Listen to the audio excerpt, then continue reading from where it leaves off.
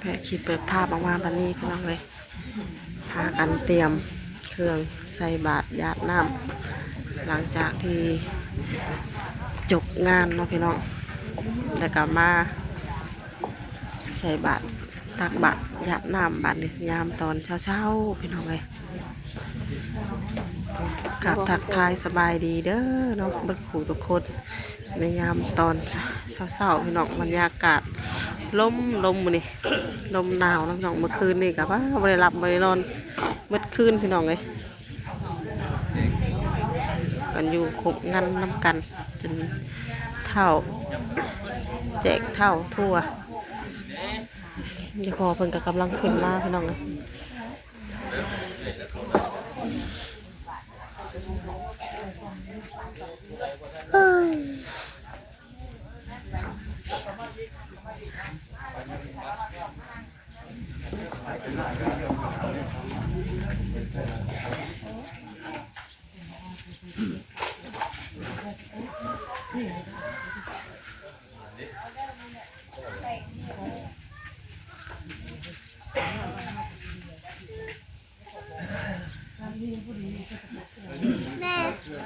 มูกเปลี่ยนมูกเลยเป็นเลยเป็นสารวัตรมูกเป็นเลย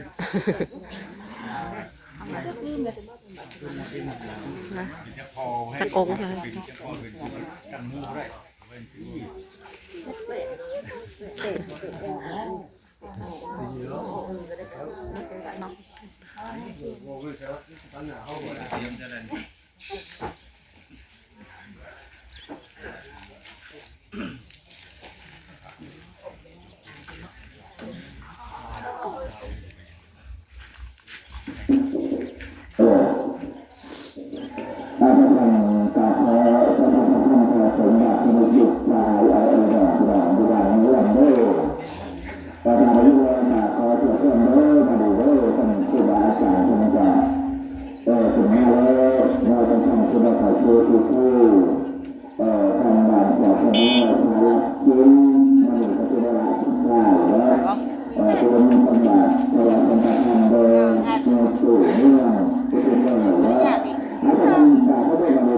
จบ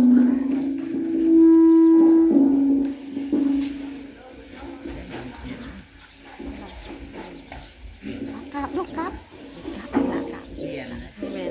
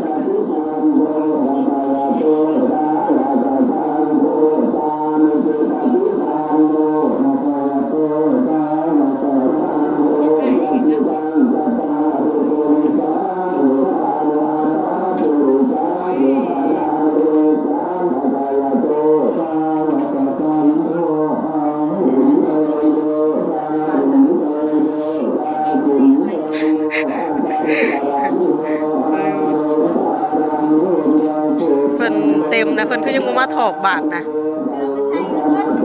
เพิ่นคือห่านใส่ให้เบิด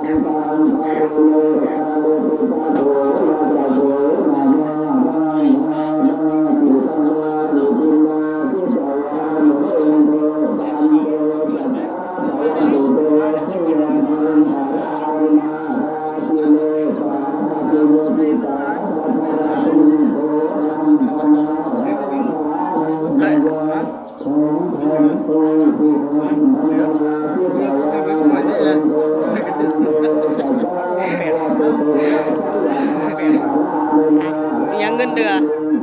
นับไป8,000บ่ยังเดือ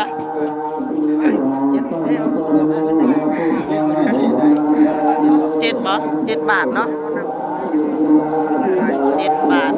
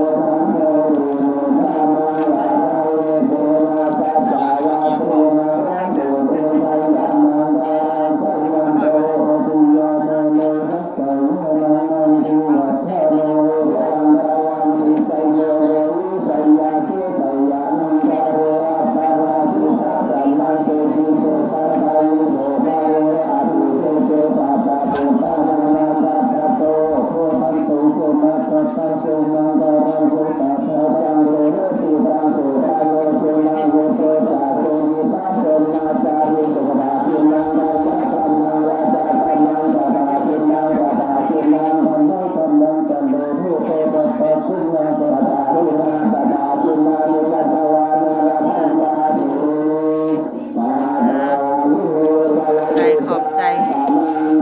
ป้าเพิ่นจับกล่องให้พี่น้องเลยพี่น้องเนาะใส่บาตรหยาดน้ำเรียบร้อยเนาะพี่น้องเดือ เป็นจบพิธีเนาะพี่น้องมื้อนี้ปะเนาะ2-3 มื้อ4 มื้อพี่น้องเอ้ยแต่ละงานเนาะถ้าเป็นงานบุญควรจะได้เป็นบุญพี่น้องเอ้ย3 มื้อ4 มื้อบ่ได้หลับบ่ได้นอนเมื่อคืนนี่เบิดคืนงานเฝ้ากองบุญพี่น้องเอ้ย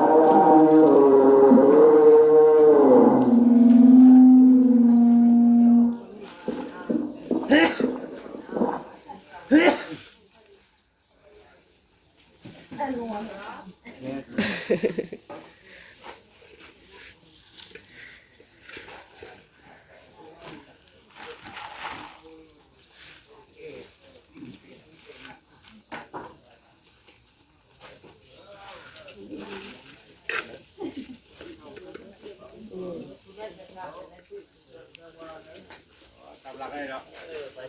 ใช่แบบกันนั่นแหละตามหลักกันเป็นระเบียบมันเป็นงาม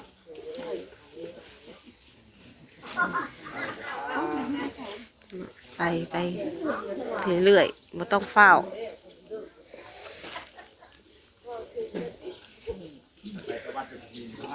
ศิลวัตรเก็บบอกคนกับคนบ่นั่นเนาะคน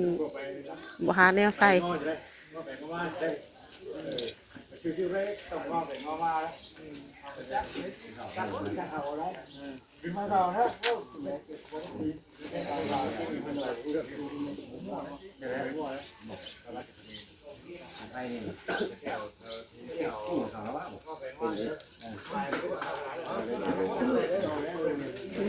เพิ่นเลิกเพิ่นเลิกแล้วเขากับบดลงนั่นนี่เพิ่นมาเก็บเองเนาะมาเก็บเองเขาแค่เก็บม้วนให้เพิ่นซื้อเก็บม้วนพับ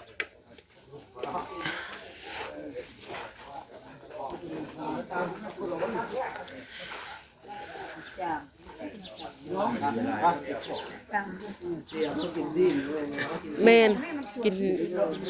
ชิ้นหลายมือเลยเขาหลายมือเลยเขากินหลายมือเลยกินชิ้นติดต่อกันหลายมือเลยมันอยากเจ็บท้องหลายมือเลยตั้งแต่มือหูเนาะแต่มือพออันตู้แขกหัวต่อมาแน่ดองเพราะหลังจากแต่ดองเนาะดองเนี่ยมาเพื่อนนี่เพื่อนด้วยกันนี่แหละมาอีกเด้อของไผ่ให้ทันในใส่ลำกะละมังอะฮะของไผ่ของลุงน้อยไปจักบ่เราบ่ใส่ไปจักเราบ่ได้ใส่เลย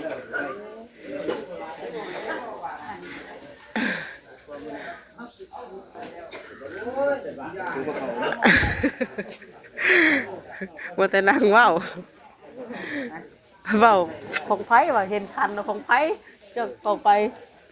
ได้เป็นคืออะกับแม่นเพิ่นโจมบ้านนี่กับแม่นเพิ่นโจมบ้านนี่ว่าเท่าเดียวไปเห็นอันเอาของไผ่สาแต่งไว้นี่ว่ะพูดเด้พูดได้ภาษากำหน้ากำลังบ้านนี่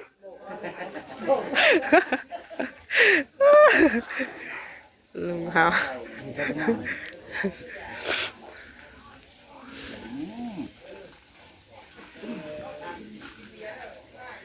ไปรูปใส่มันใส่อะไร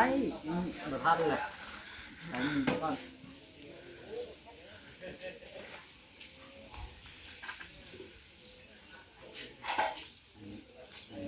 ตัวอุ้มนะพี่น้องเรียบร้อยพี่น้องเลย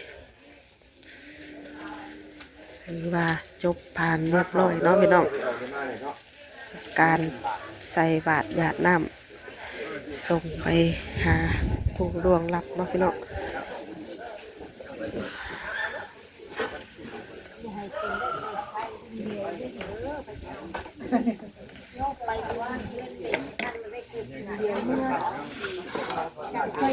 ใส่บาตรแล้วก็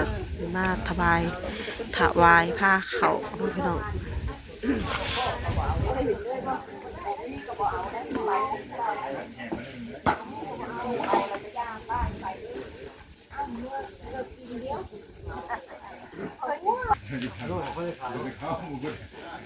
แต่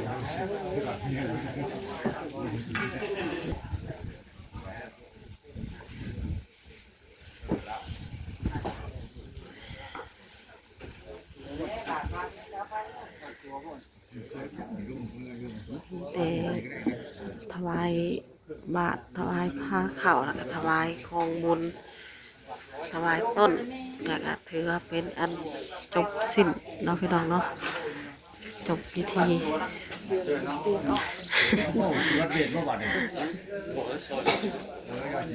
อ๋อเราไปตั้งโชงทางปีเลย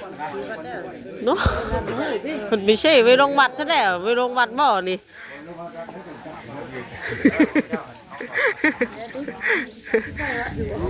เบื้องหลังเลยเอานำ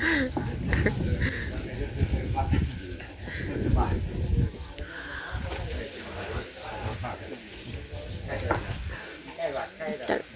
น้องถึงจะกลัวแล้วจะ2-3 ปีได้ถึงเลยจะกลัวแล้วจะ2-3 ปีวะก็เป็นเนาะเพิ่งเติมมันเนาะหลายปีเติบเลยแล้วเราว่ามืออยากว่าเราเป็นศิลวัตร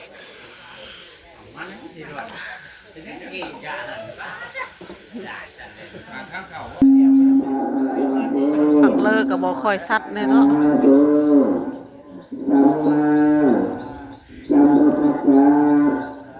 นะโมตัสสะภะคะวะโตอะระหะโตสัมมาสัมพุทธัสสะโตทิยังวัตตะเมธานังอาภวะทะยังโลโตเราได้บุญมีถวายทานสาธุถวายของขอพระให้สมเด็จเรื่องราชาหลักใจให้ยิ่งใจแห่งสมบัติสมบัติยิ่งชาตินาวัตถุนาทานของพระพุทธเจ้าทั้งหลายเหล่านี้ขอให้รอดได้ถึงสัพพะสัตว์ทั้งหลายเจ้าสามเณรนาเรนทั้งหลายญาติข้าพเจ้าทั้งหลายนานาตัวเมื่อเจ้าเมืองจงให้มาเจ้ายังทำสิ่งทำทานทั้งหลายเหล่านี้อุนานีมายังทันเตดินดีปัตตังโภชนาภาชนังปัจจยาทานังปัจจานิมาลาสัมพุทธะโมรังสัพพุทธนาญาณสัพพิรานะอุปกะอุปสัมปันอุปกะมุโตตินะโลกุโลกะบัพเทวะเตนะสุเตปะเตนะติปะโตนะเตนะอุเตปะเนรินันสุขามิสัพพุทธะนังกนังโสตตามิสัมภารามิตุนันจิตตะมารังสัพพุทธะนังรังสัพพิรานะอุปกะนิสัมปันอุปกะนาโตตินะโลกุโลกะบัพเทวะเตนะ เราพี่น้องเนาะถือว่าจบเรียบร้อยพี่น้องเลยคลิปนี้ค่ะคลิปประมาณนี้ก็เด้อเราพี่น้องเนาะเดี๋ยวพอๆกันในคลิปต่อไปเราพี่น้องเนาะคลิปนี้ค่ะขอตัวลาไปแล้วให้อยู่ดีมีเฮงเมื่อทุกคนเนาะพี่น้องถือว่าผ่านไปด้วยดีพี่น้องเลยงานเฮ็ดบุญเขาเฮ็ดบุญเจกเข้าหาพระน้องๆเลยญาติพี่น้องที่ได้ดวงหลับไปแล้วพี่น้องเนาะขอให้เหาะให้ถึงเนาะพี่น้องคลิปนี้กับแม่น้องบีไปแล้วพี่น้องเลยขอกล่าวคำว่าสวัสดีทุกคน